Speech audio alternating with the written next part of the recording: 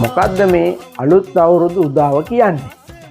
හිතන්න අපිට පෙනුණා නම් මේ දවල් කාලෙත් අහසේ තියෙන තරු මේ සූර්යයා ගමන් කරන මාර්ගය පුරා වටේට තරු රටා 12ක් තියෙනවා.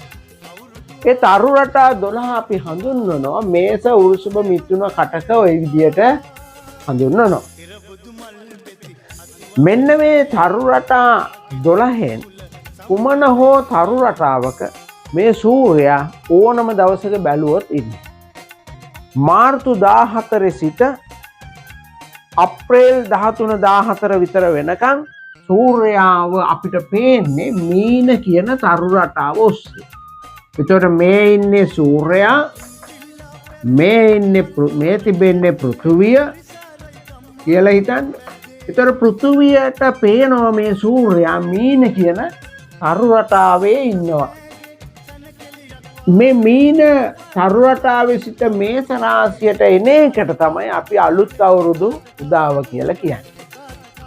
මේ මීන රාශියේ කෙළවරටම සූර්යයා ආවොත් එන මොහොතට අපි කියනවා නොනගතේ ලබනවා.